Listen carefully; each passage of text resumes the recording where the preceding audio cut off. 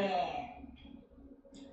오늘은 사도행전 7장 1절에서 16절 말씀을 가지고 스데반이라는 말씀으로 함께 나누고자 합니다. 스데반 1입니다. 오늘은 스데반 1 첫 번째 스데반입니다. 이 7장은 초대교회 최초의 순교자인 스데반의 설교로 사도행전에서 등장하는 가장 긴 설교입니다. 이 7장 전체가 무려 50절까지 있는데요. 그걸 나눠보면 2절에서 50절까지가 다 스데반의 설교입니다. 아주 긴 메시지입니다.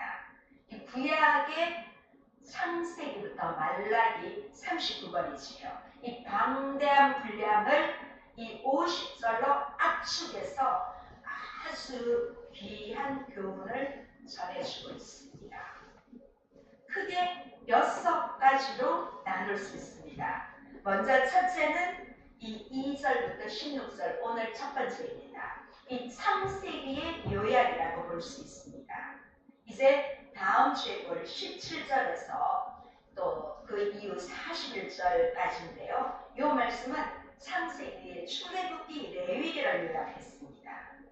하나님께서 이스라엘 백성들을 이집트에서 탈출시킬 때 모세를 사용했다는 그 말씀이 또 27절 이후에 출애굽기 레위기를 통해서 보여주고 있습니다. 그 다음 세 번째는 이 42절부터 44절은 모세오경의 마지막인 민수기와 신명기를 요약하고 있습니다.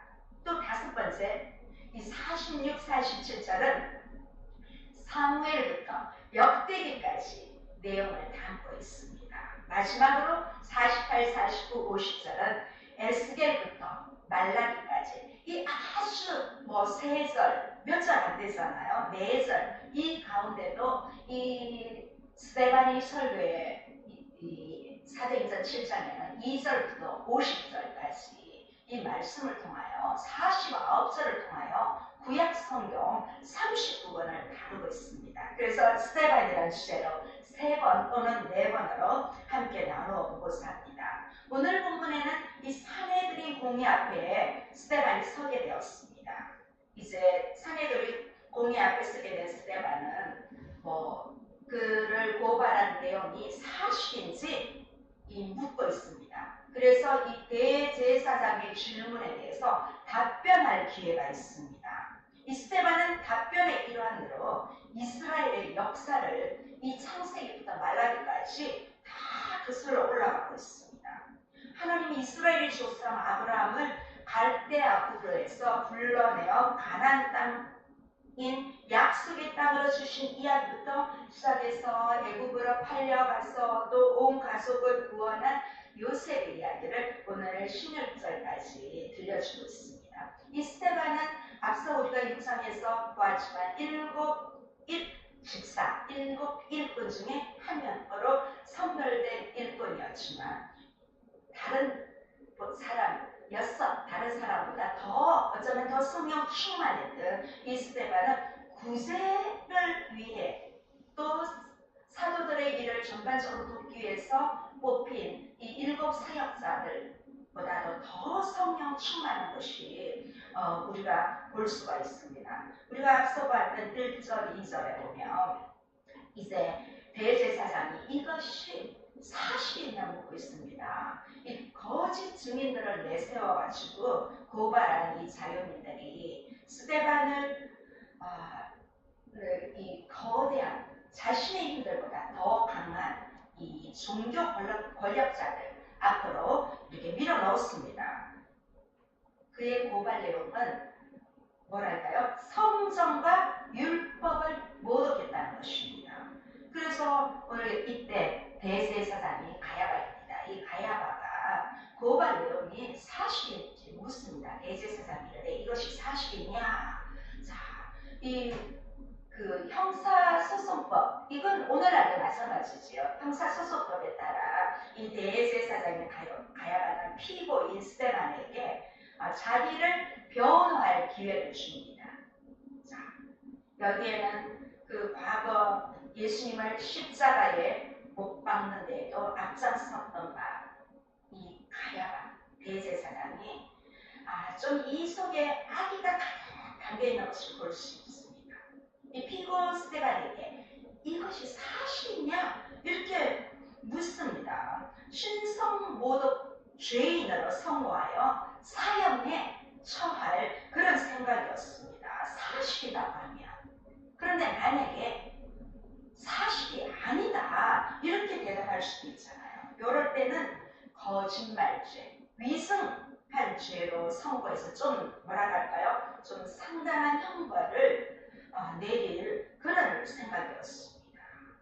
이제 스데반이 이 가야바가 변론할 기회를 줘서 이제부터 이 스데반의 변론이 시작됩니다. 2절부터 시작됩니다. 이 스데반은 공회원 앞에서 자신의 변론을 시작함에 있어서 이 사내들인 공회원들 앞에 뭐라고 부릅니까? 부형, 이 부형들이요 이렇게 부르고 있습니다. 좀 존경을 표하는 그런 말이지요.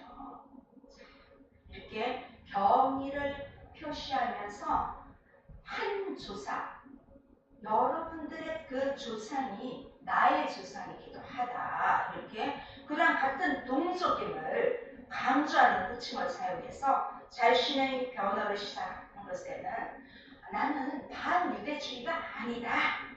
그렇게 이 공회원들에게 전달하고 있습니다.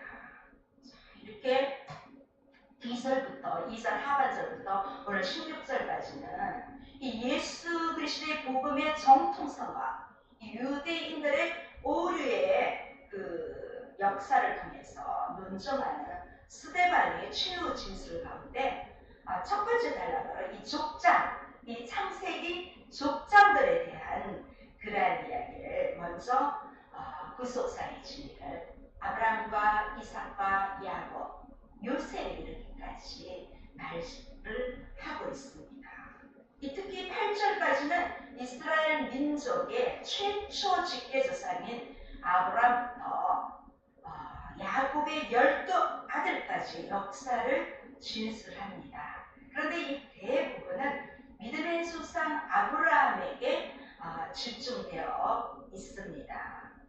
자, 이렇게 아브라함에 대해서 길게 진술하는 것은 하나님이 먼저 아브라함을 주권적으로 부르신 사실과 아브라함이 하나님의 부르심에 대해서 믿음으로 반응함으로 의인으로 인정받았을 뿐만 아니라 또 선민 이스라엘의 조상이 되었음을 이렇게 밝히기 위함입니다. 스데반은 율법 이전에 있던 이 언약과 믿음을 강조하므로 이 사람들은 형식적인 율법 조항에만 얽매여 있어서 진정한 하나님의 구원의 섭리를 거부하는 이 유대인의 불신을 좀 저들이 믿는 믿음의 조상 아브라함을 이름하면서 이렇게 부각시키고 있습니다. 또 한편으로는 이 스데반은 앞서 아브라함을 통한 논점을 시작하면서 부형들아 이렇게 호칭을 하면서 같은 맥락에서 유대인의 조상 아브라함을 지칭할 때도 너희 조상을 하지 않고 오늘 보면 우리 조상으로 스데반이 그렇게 말하고 있습니다. 스데반은 자신이 그들과 동일한 아브라함의 자손이라는 사실을 강조하고 있는 것입니다. 그래서 너희가 아니라 우리 조상이라고 그렇게 말을 하고 있습니다. 또한 메소포타미아 나오죠. 여기 메소포타미아가 나오는데 이 메소포타미아는 유브라테스강과 티그리스강의 그 사이에 위치한 비옥한 아주 초성강 지역으로 그 구약시대에 아브라함의 고향인 갈대아 우르를 지칭하고 있습니다. 이 스데반은 아브라함이 하나님의 부르심을 받고 이 우르에서 살고 있을 때 첫 부르심을 받았습니다. 그 후에 이제 하나님의 부르심을 받고 갈대우를 떠나서 아버지 데라와 함께 하란에 잠시 정착했습니다. 그때 하나님이 다시 하란에서 아브라함을 부르셨습니다. 그래서 그 하나님의 부르심에 순종하여 약속의 땅 가나안으로 나아갔습니다. 3, 4절에 보면 이 여러 가지 내용들이 있습니다. 먼저 이 3절 앞서 2절에도 보면 영광의 하나님이 그에게 보였다. 아브라함에게 보였다고 했습니다. 아브라함이 먼저 움직인 것이 아니라 하나님이 아브라함을 먼저 부르셨다는 것입니다. 여기 3절에 보면 내 고향과 친척을 떠나 내가 내게 보일 땅으로 가라. 누가 말씀하십니까? 하나님이 말씀하십니다. 4절에도 어떻게 합니까? 4절에도 보면 하나님이 그를 거기서 너는 너희 지금 사는 땅에서 이 땅으로 옮기셨느니라. 하나님이 그를 거기서 너희 지금 사는 이 땅으로 옮기셨느니라. 2절, 3절, 4절에서 봤지만 아브라함이 먼저 움직인 것이 아닙니다. 하나님이 아브라함을 부르셔서 갈대아우르를 떠나라. 내 고향 친척을 떠나라. 너희 지금 사는 이 땅을 옮겨라. 다 하나님께서 말씀해 주셨습니다. 이렇게 아브라함이 위대한 믿음의 조상이 될 수 있었지만 그가 순종해서 위대함도 있지만 먼저 이렇게 하나님께 순종할 때 하나님을 먼저 우선으로 섬겼기 때문에 믿음의 조상이 될 수 있었다는 것을 2, 3, 4절에 다시 우리가 강조된 부분들을 볼 수가 있습니다. 이 스데반이 외쳤던 그 첫 번째 메시지가 바로 모든 것을 하나님이 하셨다는 것입니다.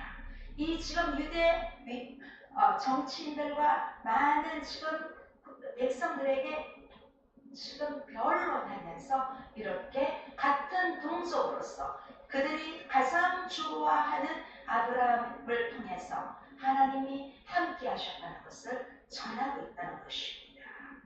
자, 우리 사람들을 보면 하나님은 필요 없고 내가 알아서 많이 하지요. 믿지 않는 사람들은 당연히 그렇지만 믿는 사람들조차도 결정한 순간에 하나님 뜻대로 하겠습니다. 하나님 말씀에 순종하겠습니다. 이 말보다는 내 생각과 내가 알아서 하는 경우가 많습니다. 그렇게 하는 것이 이 죄의 뿌리가 된다는 것입니다. 하나님이 원하시는 대로 믿음은 하나님이 하셨다고 모든 것을 내가 한 것이 아니라 하나님이 하셨다고 믿는 것이 믿음입니다. 그렇다고 해서 내가 아무것도 안 하고 가만히 있어도 다 알아서 해준다는 건 절대 아닙니다. 심지어 성경에는 일하기 싫으며 먹지도 말라는 그런 말씀도 있습니다. 우리가 열심히 일하면서 정말 어떤 문제를 가지고 이렇게 우리가 하나님이 부르심을 따라 아브라함처럼 순종하는 것이 중요하다는 것입니다. 왜냐하면 우리가 가만히 있으면 나태하고 게으름이거든요. 오늘날 이단들 중에 그런 사람들이 많죠. 그래서 어느 한 곳에 집성촌에 모여서 아무 일도 안 하고 예수님이 언제 오시나 이렇게 기다리는 사람들이 있죠. 그건 잘못된 시간입니다. 하나님은 우리가 섬기는 일을 통해서 역사하신다는 사실입니다. 이렇게 스데반이 전해주는 아브라함을 통해서 우리에게 주시는 메시지는 하나님이 인간을 인도하실 때 반드시 과정을 거치게 한다는 것입니다.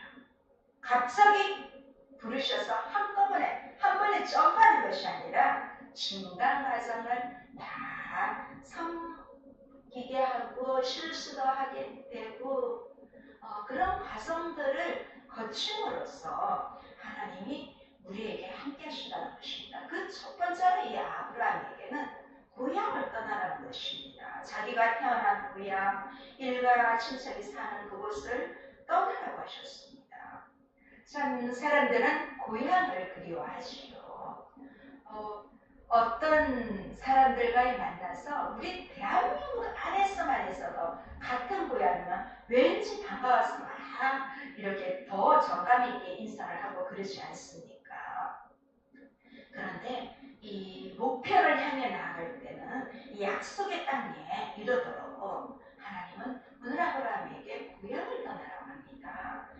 이스라엘 백성들이 또 이후에 보면 모세를 통해서 이집트를 나와서 광야를 지나서 여호수아를 통해서 가나안으로 들어간 것처럼 우리가 하나님 앞에 아브라함처럼 순종할 때 우리 역시 이 약속의 땅으로 인도하여 주실 줄 믿습니다. 우리는 하나님이 가라고 하시는 대로 가면 됩니다. 그런데 가라고 하는데 안 가면 어떻게 됩니까? 안 갈 때는 우리에게 고생문이 좀 열리지요. 멈추라 할 때 멈추는 것이 우리의 바른 신앙생활입니다. 결국 우리가 살고 있는 지금 이 땅이 우리의 영원한 종착지가 아니라는 것입니다. 아브라함이 갈대아 우르를 떠나 목적지로 가다가 중간에 잠깐 머물다가는 하란과 같습니다. 야곱이 가나안으로 가기 전에 고센 땅에 잠시 멈춘 그러한 것입니다. 그것이 나쁘다는 것이 아닙니다. 그것도 하나님이 예비해 놓은 곳입니다. 그런데 하나님은 우리를 약속의 땅으로, 아브라함에게 약속의 땅으로 가라고 하였는데 사실은 이 5절에 보니까 발붙일 만한 땅도 유업으로 주지 않았다고 합니다. 사실은 창세기 12장 전체를 읽다 보면 하나님이 아브라함에게 가라고 하셨는데 어디로 가라고는 하지 않으셨습니다. 자, 아브라함이 나름대로 기도하고 생각하다 갔는데 자, 하나님이 거기 나타나셔서 여기가 맞다. 여기서 머물라. 그렇게? 아닙니다. 네. 자, 왜냐하면 거기가 맞으면 그 땅을 주셔야 되는데 이 약속의 땅이 왔으니 약속의 땅을 주셔야 하는데 가라 하셔서 순종해서 왔는데도 하나님이 주시지 않았습니다. 그럼 이 약속의 땅에 대한 주신 약속이 무엇일까요? 사실 이 아브라함은 그의 생애 동안 땅이라고는 막벨라 둘 하나 산밖에 없습니다. 그런데 이 모든 약속은 아브라함에게 준 것이 아니라 그의 후손에게 주신 약속입니다. 사실은 예수 그리스도를 통하여 이루어질 약속을 미리 보여주신 것입니다. 지금 현실을 보면 아브라함은 자식도 없고 또 아내도 아이를 낳지를 못합니다. 그런데도 뭐라고 하십니까?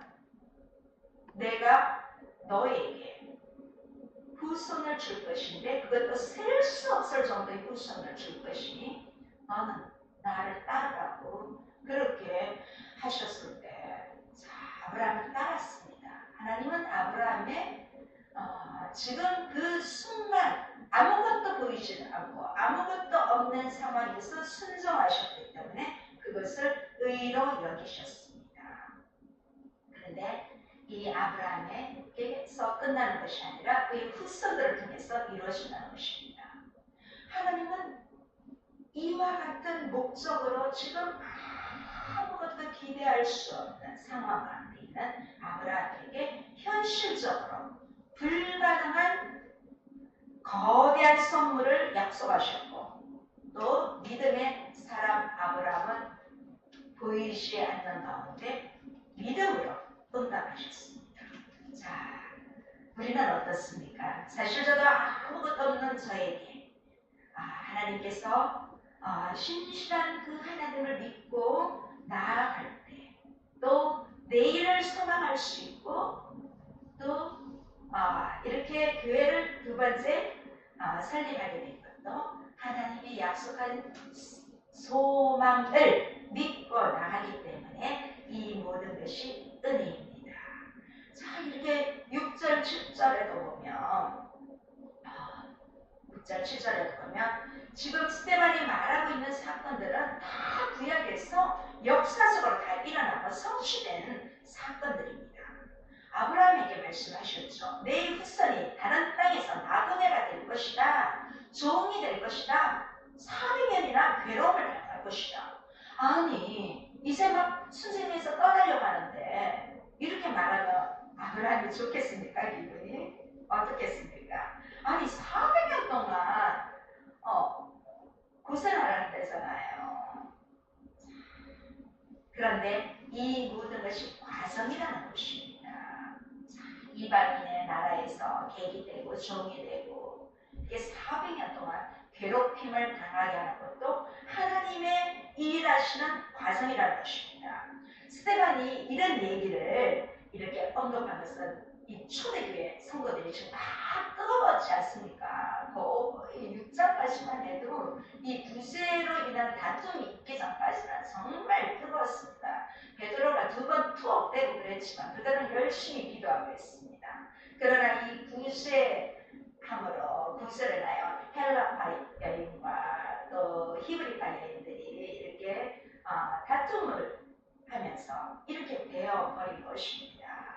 자, 이렇게 그들이 그러면서 아니 그 베드로가 투옥됐을 때도 백성들이 많은 무리들이 기도하고 따랐는데 이제 이 7장에서부터는 이 백성들조차 이 스데반을 종교 권력자들에게 위임할 정도로 그렇게 떠나있는 그 사람들에게 좀 확신을 주기 위해서 지금 받는 고난만 생각하지 말라. 아브라함도 그렇게 했다 하면서 이 말씀을 하는 거예요. 자, 이게 왜냐면 이스라엘 백성들이 고난받는 그러한 가운데도 하나님의 구속의 역사는 계속 되었던 것입니다. 자, 지금 이 유대 종교 지도자들에게 핍박을 받고는 있지만 이 또한 하나님의 계획을 이루기 위한 과정임을 알아라 하는 의미에서 이렇게 스데반은 변론하면서 외치고 있습니다. 사실 그 당시 이 이집트는 아주 뛰어난 문화를 가진 강대국이었습니다. 애굽이 강대국이었어요. 이 75명밖에 안 되는 야곱의 가족 이스라엘이 이집트에 가서 400년 동안 거주했습니다. 이 400년 동안 살면서 큰 민족을 이룬 것입니다. 군대만 해도 60만이 되었다고 그런 기록이 있습니다. 사실은 하나님이 애굽으로 보내지 않고 가나안에 있으면 어떻게 되었습니까? 다 죽게 된 것입니다. 다 죽게 되었습니다. 그런데 하나님이 이들을 애굽으로 내려가게 하셔서 수많은 민족들을 후손들을 순차적으로 불어나게 하셨을 뿐만 아니라 또 이 애굽에서도 좋았지는 않잖아요. 종으로 살면서 일하면서 노역하면서 힘든 일을 하면서도 그 고난과 괴로움을 당하게 하심으로써 그들을 훈련을 시킨 것입니다. 그리고 마침내 이들을 자유민으로 하나님을 자유롭게 섬기는 것이 얼마나 중요한 것인가를 깨닫게 하셨습니다. 그러면서 하나님은 또한 할례의 언약을 주셨습니다. 이 할례의 언약을 아브라함에게 주셨습니다. 그래서 이삭을 낳아서 8해 만에 할례를 행하고 또 이삭이 야곱이 12아들을 낳게 되었습니다. 이 스데반이 사내들의 공의 앞에서 할례 언약에 대해서 말한 것은 상당한 의미가 있습니다. 왜냐하면 이 유대 종교 지도자들이 유대 종교의 근간이라고 생각하였던 이 성전이 건축되거나 율법이 주어지기 이전에 이미 하나님과 아브라함 사이에 언약이 있었다는 역사적인 사실을 들려주면서 이 자신을 스데반을 고발한 제목이 거룩한 법과 율법을 거스려 말했다는 것에 대한 그러한 것들을 이 역사적으로 근거가 미약하다는 것을 지적하는 그러한 의미가 있습니다. 또 이 더 나아가서는 유대 종교 지도자들 향해서 이 구약 시대부터 계속 온 메시아에 대한 하나님의 언약을 무시하고 이러한 폐역 행위를 계속한다면 할례의 상징적인 의미 가운데 하나인 하나님과 맺은 언약을 배반하는 것이 되는 것이라고 오히려 하나님의 형벌을 언약 백성들에게 제외되어서 형벌 받게 된다는 것을 좀 경고한다 할까요? 이 할례를, 아브라함의 할례를, 이스라엘 유대의 할례를 이 사람들에게 이제 자신을 이렇게 다시 한번 법정에서 말할 수 있는 기회를 주어서 이 사람들에게 같은 전통임을 알리고 있는 것입니다. 이렇게 할례의 언약은 다름 아닌 아브라함이 이루셨는데, 아브라함은 사실 아이도 지금 뭐 뱃속에 있는 것도 아니고 그런 가운데 할례 언약을 이미 행하였다는 것입니다. 그런데도 순종하고 믿음으로 따라가는 것을 하나님이 귀하게 아브라함을 믿음의 조상으로 사용하여 주신 거지요.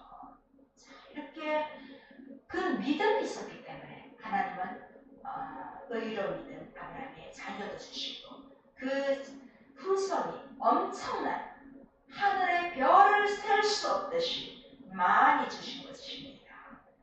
바로 이런 것이 보이지 않는 가운데 순종하는 것이 믿음의 세계라는 것입니다. 불가능해 보이는데 참 불가능해 보이는 게 많습니다. 우리 사람이 보기는요. 그런데 하나님은 가능하게 주신다는 것입니다. 없는 것 같은데 있게 해주시는 것이 하나님의 역사이십니다. 저는 우리가 믿는 하나님이 그런 하나님을 믿습니다. 자, 우리가 지난날을 조금만 돌아봐도 정말 길이 없어 막막할 때가 있지는 않았습니까? 그런데 하나님이 길을 열어주셨습니다.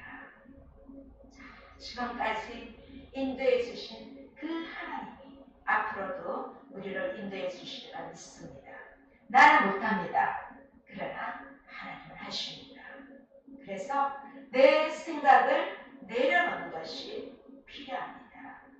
우리가 믿음의 세계로 들어와서 믿음의 눈으로 보면 놀라운 신비의 세계가 펼쳐져 있다는 것입니다. 자, 이제 스데반은 요셉의 이야기로 아브라함을 끝낸 뒤에 요셉 이야기로 넘어갑니다.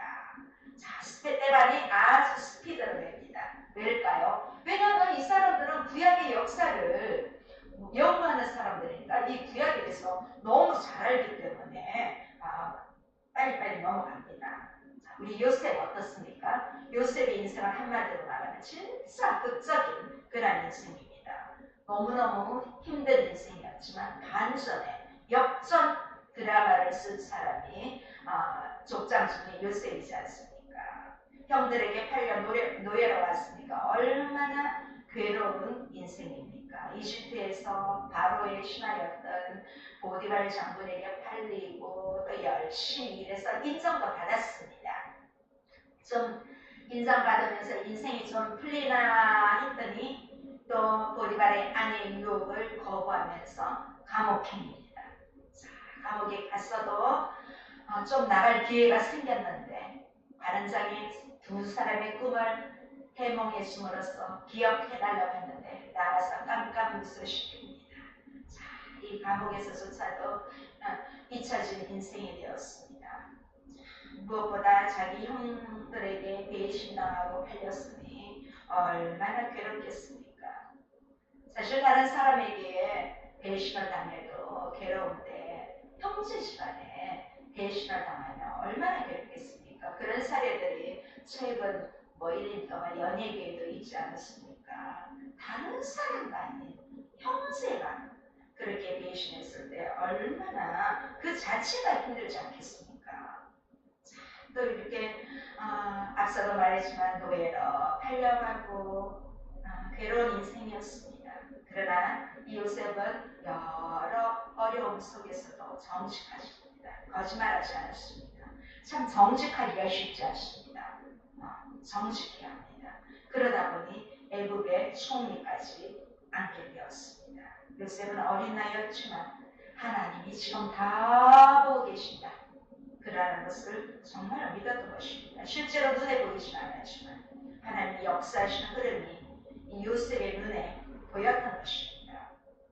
그래서 총리로 있으면서 애굽과 가나안 온 땅에 임했던 흉년은 7년 동안에 이 풍년 직후에 일어난 7년 동안 또 흉년이 올 거라는 것을 이렇게 11절에서 14절에서 말하고 있습니다. 자, 이렇게 하나님은 꿈을 통해서 이 사실을 바로와 요셉에게 알리셨습니다.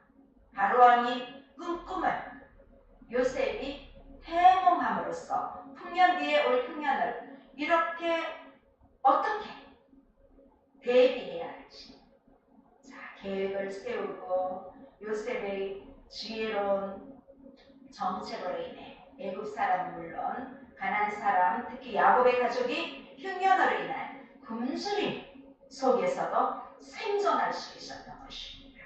그리고 마침내 애굽 땅으로 들어오게 됩니다. 하나님은 우리 인간이 감당하기 힘든 환난이라는 수단을 통해서 오히려 하나님의 언약 백성을 그런 환경을 통해서 건진받게 해주신다는 것입니다. 요셉은 감옥 속에서 환난을 통해 이 기근과 흉년으로 고난받는 그러한 사람들의 처지를 이해할 수 있었던 것입니다. 그 감옥 안에 2년 동안 있으면서 수많은 애굽의 대신들이 나왔다 들어갔다 했을 것입니다. 여기는 정치, 경제, 문화, 교육 모든 사람들이 다 왔다 갔을 것입니다. 그러한 사람들을 수종들면서 이 요셉은 하나님께서 어떤 상황이 오더라도 해결할 수 있는 지혜를 주신 것입니다. 자, 우리가 주일 5일 예배를 통해서 창세기 43장까지 다 보았습니다. 그래서 오늘 말씀은 이 창세기를 5 예배에 함께 하셨던 분들은 좀 쉽게 이 스데반의 설교가 더 잘 들릴 것입니다. 이 총리사리까지 올라간 것이 그냥 올라간 것이 아닙니다. 형들과 아버지를 다시 만나게 하시는 하나님의 뜻, 하나님의 섭리였기 때문에 그렇게까지 곧 진짜 17 나이에 얼마나 부모의 사랑과 부모의 관심이 필요하고 조금만 잘못하면 어긋난 사춘기 그런 때인데 하나님의 섭리를 믿고 이렇게까지 올라오게 되었습니다. 하나님의 역사는 정말 예측할 수 없는 아주 신비로운 것입니다. 우리가 지금 오늘날에도 많은 목회자들이나 또 성도들이나 이런 믿음의 가족들 안에도 하나님의 섭리를 통해서 우리가 극동방송 CB에서 여러 기독교 채널들을 통해서도 그들이 어떻게 거기까지 왔는지 하나님이 인도하신 그 섭리를 들어서 많이 알 수 있을 것입니다. 자, 그런데 그럼에도 불구하고 하나님의 섭리가 있는데도 우리는 때로는 하나님이 왜 나를 이렇게 힘들게 하시는지 왜 내게 이런 고통을 주시는지 때로는 이해할 수가 없습니다. 어떻게 하나님이 내게 이렇게까지 할 수 있나 때로는 원망도 합니다. 자, 그럴 때일수록 우리가 더 정신을 차리고 깨어 기도해야 합니다. 온 중동 지역에 흉년이 든 것은 단순히 자연적인 현상 때문이 아니라 하나님의 섭리였다는 것입니다. 아버지를 만나기 위해서 총리 대신이 되게 하셨고 흉년까지도 들게 하셨다는 것입니다. 그들을 살려내시려고 하나님이 요셉을 통해서 일하신 것입니다. 오늘 우리를 통하여 하나님의 일하심을 날마다 경험하기를 주님의 이름으로 축원합니다. 마지막 절 15절 16절입니다. 자, 함께 읽어보시겠습니다. 야곱이 애굽으로 내려가 자기와 우리 조상들이 거기서 죽고 세겜으로 옮겨서 아브라함이 세겜 하모리 자손에게서 은으로 값주고 산 무덤에 장사되니라. 자, 믿는 사람이나 믿지 않는 사람이나 부자나 가난한 사람이나 건강한 사람이나 약한 사람이나 우리가 이 땅에서 떠난다면 다 한줌 흙으로 돌아가는 사실은 변함이 없습니다. 아주 진짜 파란만장하고 또 아주 힘든 삶을 살았다고 해도 결국 한줌 흙으로 돌아갑니다. 또한 아무리 화려하고 성공적으로 가장 큰 자리에 섰다 하더라도 생명이 떠나면 결국 한 줌 흙으로 돌아가는 것이 우리 인생입니다. 자, 이렇게 아브라함의 생애는 아브라함 자신에게 있는 것이 아니라 그 후손에게 있었습니다. 바로 그 후손에서 인류의 구원자 되시는 예수 그리스도가 나오기 때문입니다. 우리 인생도 지금 내 인생에서만 생각하지 않으면 좋겠습니다. 나에게만 끝난 것이 아니지요. 우리에게 선조가 있었던 것처럼 우리의 후손이 있습니다. 우리 후손이 잘 되기를 바라는 그런 마음으로 늘 우리는 부모들은 자식이 있으면 늘 조심스럽습니다. 나 때문에 자식에게 폐를 주면 안 되니까 내가 잘해야지. 그런 것들이 부모라면 다 있을 것입니다. 오늘 아브라함과 이삭과 야곱과 요셉 이 4대 족장들의 삶도 인생이 험했습니다. 나그네로 살다가 그들도 결국 한 줌의 흙으로 돌아가듯 우리도 언젠가는 한 줌의 흙으로 돌아갈 것입니다. 스데반은 오늘 이처럼 2절에서 16절까지 보면 아브라함과 4대 족장을 통해서 어쩌면 그 얘기를 할 것이 아니라 자신의 유죄를 좀 소명할 수 있는 기회로 해야 되는데 나는 죄가 없다 이렇게 좀 이렇게 소명의 기회로 이용해야 되는데 오히려 복음을 증거하는 기회로 삼았습니다. 이스라엘 역사 가운데 하나님께서 어떻게 이래 오셨는지 정확하게 이해하고 있었기 때문에 이렇게 탁월한 복음의 메시지를 전달할 수 있었습니다. 저도 이 말씀을 준비하면서 복음을 전할 수 있는 기회에 마땅히 전할 말이 준비된 이 주님의 말씀의 능통함을 달라고 기도했습니다.